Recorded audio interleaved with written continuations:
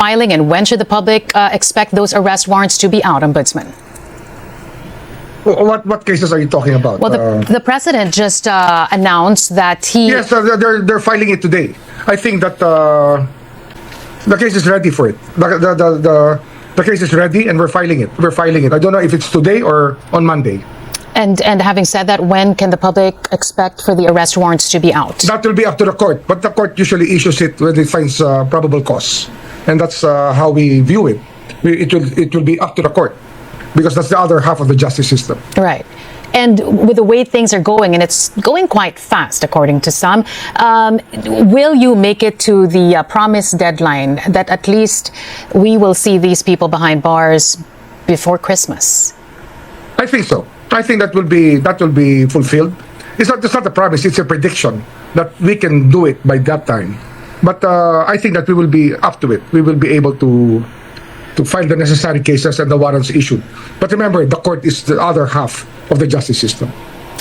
And at this point, are you? I mean, you were head of the Justice Department not too long ago. How confident are you that this time they will move fast? It's not going to be slow. Walang dribulan na mangyayari, Ombudsman. I think that our judges, our justices are sensitive also to public opinion. They know that the responsibility is also in their hands, and I think that they will not be hesitant in doing the right thing. I just hope that we're in the same wavelength here. But I'm confident that they will do the right thing. I've been in contact with Senior Associate Justice Makukulong, and he's been helping us, especially with the creation of the anti-graft courts in the RTCs. Yeah, I was going to ask you about that, because you mentioned that a couple of press conferences ago that you wanted to have a dialogue with the court as well with regard to the fast-paced moving of these cases. Yes, and so far so good. The court has done its job, and they have shown keen interest in pursuing these cases. They know that it is important to our country. Another development today, former Undersecretary of the Justice Department, Jojo Kadis. What do you know of him, Ombudsman? He was my undersecretary for 3 years. When I was in the DOJ, and I never knew about these allegations before, and I was really surprised when I read a Rappler article yesterday, and it's actually surprised. I was shocked for a while, but these things happen, and we will get to the bottom of it. He will be a person of interest from now on. So, as we understand it, the Ombudsman is free to conduct its own investigation with or without the referrals from other sources. Yes. And his name hasn't come up. His name was mentioned by Sadico, if I remember. Correct. But that is not a sworn statement. Correct. But this time, it's a Rappler article, and it's already, I think that enough alarm bells are there for us to conduct the investigation. And when he was your undersecretary, nothing at all, no inkling? I had no inkling. He's a very, very affable guy, and very simple, and very humble. And I had no idea that he may possibly be involved in something like this. Well, the allegation is that it may just lead to the doorstep of Malacanang. What are you going to do then? We will take it to where the evidence takes us, Carmina. That is our job here. Now, what evidence is laid down on our doorstep, we will study it keenly, and with a view of pursuing justice for the country. All right, let's move on to that just happened today, by the way. We have other things to talk to you about in the past few days because things have been moving quite fast. First, the recent referral of the ICI, including cases to be filed against former DPWH Secretary Manuel Bonoan, also Senator Bong Revilla. As you confirmed a while ago, you've been conducting investigations as well, even without the referral of the ICI a couple of days back. Were you already looking into these people? Yes, we have several teams here. At least 8 to 10 teams are already working around the clock. I mean, at least on a daily basis, we're working to look at all these cases that are being referred to us. And we'll be organizing more teams when the new year comes, as we hire more lawyers to help us with our work. But even before the referral came, Ombudsman, did they appear on your radar as well? And did the referral, did it sort of affirm what your team has been working on as well with regard to these people? We have been crowdsourcing information also, besides what has been given to us officially And we're watching the media outlets outdo each other in investigative journalism. And it's a good sign. I think that this kind of crowdsourcing will help the country rid itself of this problem of corruption. It's something that we have to do finally as a country, not just the ombudsman, but the people have to be involved in this drive, because we only have one country to live in, and I hope that everybody's spirit is there to rid ourselves of corruption in our midst. But here's the thing, though. Senator Remulla claims that when it came to his case with regard to the ICI, his side was never got the side of the former senator. How different will it be now that it's with the Office of the Ombudsman? Well, I think that there's already preliminary investigation going on. If he said that, that must have been at least 2 to 3 weeks ago, because as far as we're concerned, the PI is already going on. The preliminary investigation is already ongoing, where all sides are heard. Yeah, on the part of the ombudsman. Yes, we do the PI here in our premises, the preliminary investigation, and they're allowed to answer charges against them. And how many of the cases and investigations do you have right now, Ombudsman, that have the certainty of conviction? And how many do you think will be dismissed? I don't have the numbers right now, Carmina, but this is a very busy office right now, and we just set a standard that we need to make it a prima facie case, not just probable cause before we file a case. And it's a very high standard. That's why we're grinding it out. There's going to be a lot of cases. There would be at least 20 cases filed by January or February, and it will happen one by one. It will. Point. Do you already have the data as to when his MR was filed back in 2016? Oh, that's a foregone conclusion, because when the case was dismissed, although there's no double jeopardy here, Carmina, when the case was dismissed by Ombudsman Martinez, I think that's it. Correct. Because there was no motion for reconsideration anymore on the part of the filers, because in that case, it was the fact-finding office that was a complainant. That's one thing that we're trying to reform here, to make the people who file the cases to be involved themselves in the conduct of everything, so that we can be as transparent as possible. Because ang hindi po lumalabas, and correct me if I'm wrong, if the MR was filed within 10 days after the order was given, then that means, and the dismissal order came 2019 when it was Ombudsman Martinez's turn already, does that mean that the former Ombudsman Carpio Morales sat on it?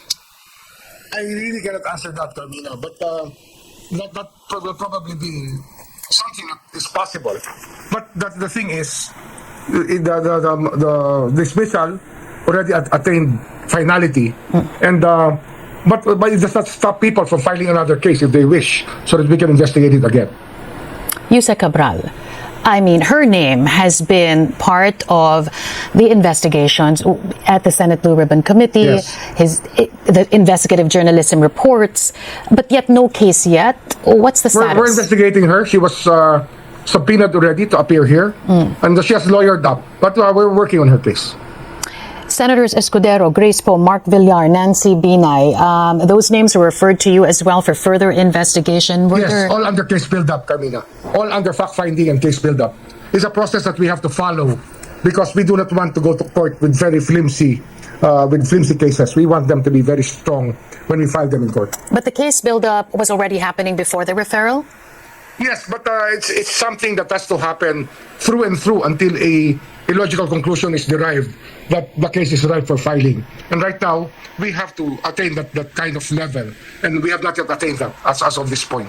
Maynard Mu, is he going to point directly to former Senate President Chis Escudero, or even to the First Lady, to the President? Do you have anything He's also to under share? investigation. And anyway, Carmina, this will not be very hard to understand later on, because we'll be live streaming the preliminary investigation very soon. That's new. What led you to that? It's something that has to be done. It's actually, there's nothing really wrong with doing that, because the investigative process is a public process. And it's just a matter of making it open to the public. And unless they are stopped by a court of law, it is something within our rights. Well, you know what I'm going to ask next. With the ICI, all the resource persons can opt to have an executive session. With this one, through live streaming at the Office of the Ombudsman, is that an option they can take? Well, it's an option that they can take. As far as the Ombudsman's office is concerned, we make the decisions here. What are going to be? What are your parameters? What are your standards for executive session? The executive session, we actually, when this thing happens and when they want to suspend any proceeding temporarily, they can approach the panel of people, the panel of prosecutors who are conducting the investigation, and they can have they can seek they can try to formally or informally ask for something to be done. But all of this will be open, so Carmina. We're not about to hide anything here. Okay. Now that you said that, you know there are concerns as well about the ICI and the ombudsman and the redundancy between the two entities. Correct me if I'm wrong, but you told another outfit a while ago that it is possible that the ICI would cease to exist in 1 or 2 months. Can you confirm It's possible. that? It's very possible, Carmina. As we mature into this office, we're almost 2 months already. Not yet 2 months, but almost 2 months into the office. I believe that we will be hiring enough lawyers to help us with our capacity to handle all of these cases, because the ICI has been a big help in collating evidence that is referred to us. And as much as we appreciate it, I think that the purpose of the ICI, that's why it was created, is because at that time we had a very inactive ombudsman's office when that was happening. It was vacant and it was not an active office for a long time. What will then happen to the Independent People's Commission? It can cease to exist later on when all the cards are laid already on the table. I mean to say that probably by the time that we hire 60 to 70 lawyers within the next 2 months, there may be no need for them to exist anymore, and we can handle the work already. No, but I'm asking you about the bills pending in both houses of Congress seeking for an Independent People's Commission. I mean, that was the appeal as well of former DPWH Secretary Babe Singson, that law be passed before the end of the year. So if the ICI will cease to exist because now you have an active ombudsman's office, what then will happen to that Independent People's Commission? Should that even see the light of day? Darmina, that will be a subject of legislative debate on the necessity, practicality of having another People's Commission to do the job. I think that the real purpose of that was because this office was not active for a long time. All right. A couple of more things before we let you go. Senator Jinggoy Estrada and his travel plans. We know you're opposing that. Where's that at this point? Well, we sent a note already to Senate President not to give any travel authority to Senator Estrada, and we also put him in a list that we are asking immigration to help us with stopping people from traveling when they are under investigation. When did you send the note to SP Soto? I think that he would have gotten it by yesterday or by Wednesday, the day before. And how does this not trample on one's rights to travel? Well, when you join government, Carmina, you already surrender your right to travel. You need the travel authority to leave the country. That's as far as government officials are concerned. And when it already interferes with the jurisdiction of the ombudsman's office, then there can be a problem because there may be an intent to evade justice. And remember, criminal law is territorial. The moment he leaves the jurisdiction, anything can happen. That's why we try to avoid, we try to seek to stop people from traveling when they are under investigation or they have active cases within. And that's what the court stops also. That's why the court issues whole departure orders for that matter. Ombudsman, how difficult is this for you? I mean, in the few minutes that we've been talking, all these names that I've been asking you about are names that are not just familiar names to you, but these are names that you have relationships with, either in politics or outside the political arena. Yes. No, but this is a job I asked for. Carmina, when I took this job, I knew that this was going to happen in many ways. Not the people that I see today to be there as having been my friends before or being friends at that, but because I took this job, it's something I have to do, and it's nothing personal, mind you, Carmina. And what do you say to those who have been keenly observing you, Ombudsman, and calling you now the new angel of redemption? Your thoughts on that? Well, I have no thought on that. It's just that this office comes with a lot of responsibility, and we intend to do good on this promise to obey the law and to